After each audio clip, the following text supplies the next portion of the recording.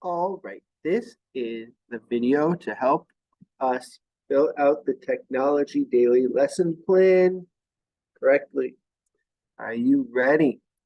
So, even though it may be straightforward, it's still good to talk about so that we are doing things according to expectations, right? So the skill concept should come from right here. This should come from the scope and sequence. So if we're doing internet safety, we're talking about phishing attacks, then you put the topic of your lesson plan from the scope and sequence right here. From scope sequence. You know, I could have just typed this in, but my style is to explain it, think through it. I hope that's good. Grade level course, that's pretty straightforward. We say sixth grade technology concepts if it is a sixth grade lesson. All right, lesson outcomes, objectives. Here's a pro tip for your lesson objective. The objective needs to be measurable. So a lot of times teachers accidentally make their lesson about an activity, like students will be completing stationed activity. That's not an objective. That is just like an agenda. So an objective is measurable and based on the standard. When I was a upcoming math teacher, at the very beginning, I was told that, in order to is a good thing to have in the middle of your objective, have to. But for example, we could say students will, and then we want to use some sort of a word from Bloom's taxonomy. So be able to explain phishing attacks, what phishing attacks are in order to keep themselves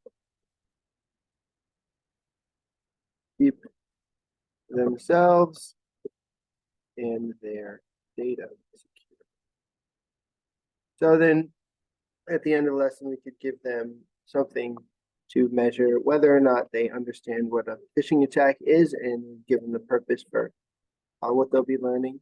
Now I did that a little, that was just right off the cuff, but I really should have went to the standards first. So even though you're giving something in the scope and sequence, you're going to want to go to the standards. You're going to view the standards. And so we got to know our standards, and so open up the standards here. And then of course you can press Control F. Now it would have been better if I downloaded the standards. But we see, so see, I should have planned ahead. So, expand all standards. Okay, so now I'm going to type safety, internet. So internet only comes up twice, So we are doing internet safety, but that is because that's a school initiative, but so now what we got to do is we got to find standards that relate to our beloved internet safety. Let me pause here. And we're back on track. I have downloaded the standards that will be put in the document. And so we can see, I press Control F and I see several standards related to safety. Ultimately, we'll put this in the scope and sequence as well, but it's a good exercise to go through the document ourselves. And you can see this level 3B is for ages 16 to 18. So as you look for the standard, you just want to ensure that it is for the middle school age group. And this is K to 12, there's 14, 16, but you may find that you are addressing an elementary standard. And so we don't want to put the elementary standards in there, although we do want to address those things in our lesson, but we ultimately want to put a middle school standard right there. And that's what we want to try to address in our lesson. And so we want the objective to be written related to a middle school standard. And then we can definitely think about elementary standards we also want to address along the way, leading up to our gold standard. Okay, so you're going to fill that out. Then the warm up, we want to think about what should the students do when they walk in the room. What materials do they need? And it should be independent activity for students to begin on entry. But not just that, it's also our data. What data will you gather? So that is what we want to see in this lesson plan. How will that my goodness, how will that inform your instruction throughout the lesson? So we want to think about a lesson as data gathering points, not just a series of activities, but a series of, we're constantly gathering more and more formative data about students, not all students every time, but as much as we can. And so with the warm up, they're all working, and then as you monitor, you are being intentional about what you look for. You could be looking for high-level students in order to share out. You could be looking for your struggling students in order to give them some extra support as everybody begins work independently. Or you could be doing a number of different things, all based on your objective and how you want to get there. But just to say that warm-up is not a throwaway activity, it's your first line of formative assessment. And then right here, based on what I was just saying, what differentiation will you provide? So there's always different tiers of students moving towards the objective. And we have pre-assessment data from blended learning. So how are we going to use that? So when we have the pre-assessment data from blended learning, you're going to know already who's coming in to you with good scores on their assignments and who's struggling and who hasn't completed it. And based on that, you should have differentiation happening during your lesson. And it doesn't necessarily mean people doing different things, but it means you're approaching students in different ways based on what they've done. And so you want to put that here in the lesson plan. What are you going to do differently? And even questions, plan your questions. There's different levels, questioning happens. We can ask very simple questions, yes or no questions, simple surface level understanding questions, all the way down to processing questions and conceptual questions. And the way that we ask better questions during the lesson is by planning them. So write the questions that you'll ask in the lesson plan for each portion. The I do portion is the direct instruction of the lesson, where you are leading it, or you can even be preparing the students to come out front, but it's a full group discussion or a full group activity. It's making sure that everybody knows how to do what you want them to do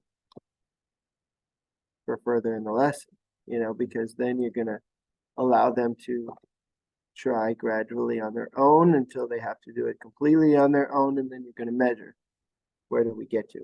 So the I do is your direct instruction, So what we want, but it doesn't mean you're just talking at them. It can still be an activity, you know, it could be a Nearpod, Pear Deck, um, and it should definitely include formative assessment throughout. Whoa.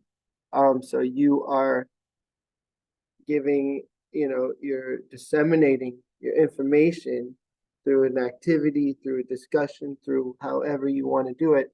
And you are still collecting that formative data just like you did in the warm up. And now you're doing it during the I do portion.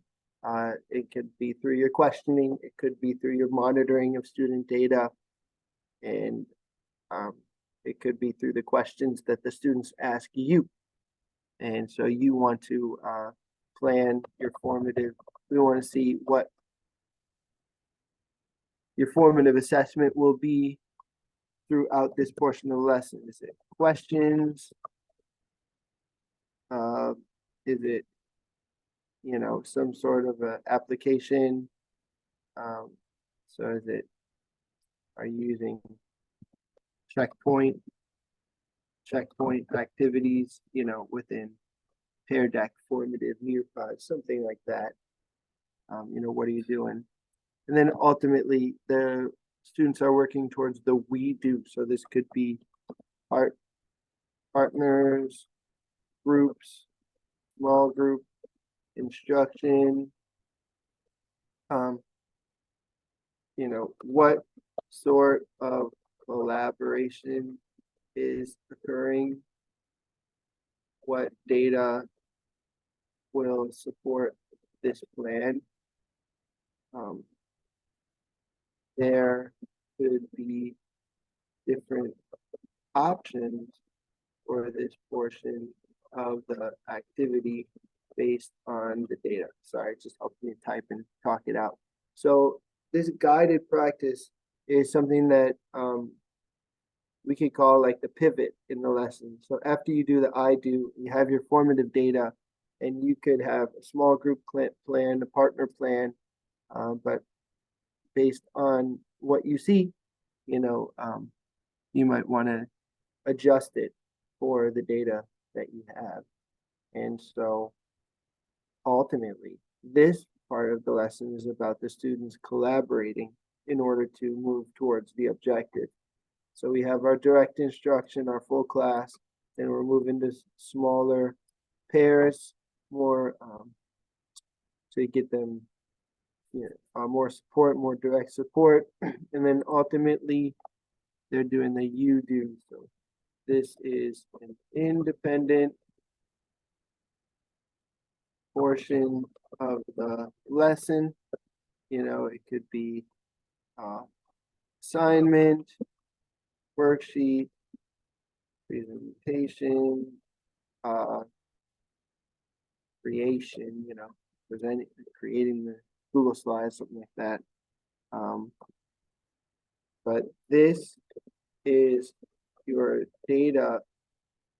This is where your data comes from in order to see if the student objective. All right.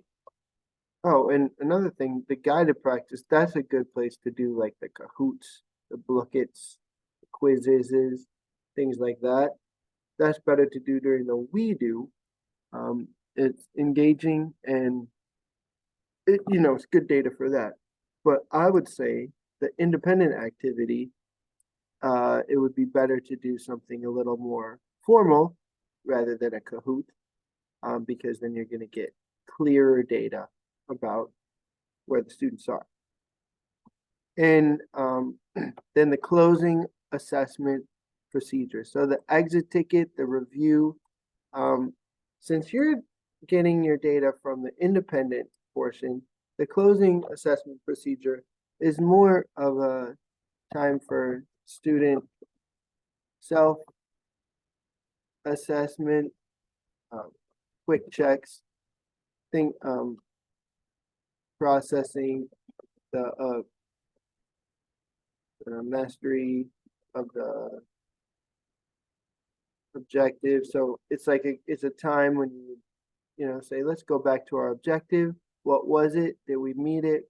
How do you know? And asking the students that question in the closing assessment, because what happens with these exit slips is that students may run out of time. So if you use that to measure whether they mastered your objective, your data might not be complete because the bell rang. And so it's a better time, it's better utilized time for, student self-assessment, quick checks, things like that. All right. So, lesson notes, these are the sorts of things we want to see, focusing on formative assessment, focusing on student engagement, what resources will you use, and what formative data will you gather, what questions will you ask should go over here, what additional plans could you create based on the data. And then at the bottom is where you put your reflection notes. This is probably the most important part and also most neglected part. But if you guys create a lesson plan, you implement the lesson, and then down here, you reflect on how it went.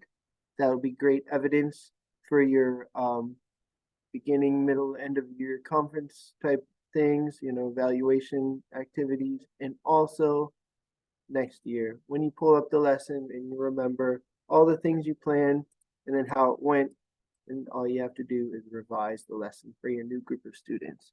So after the lesson reflection.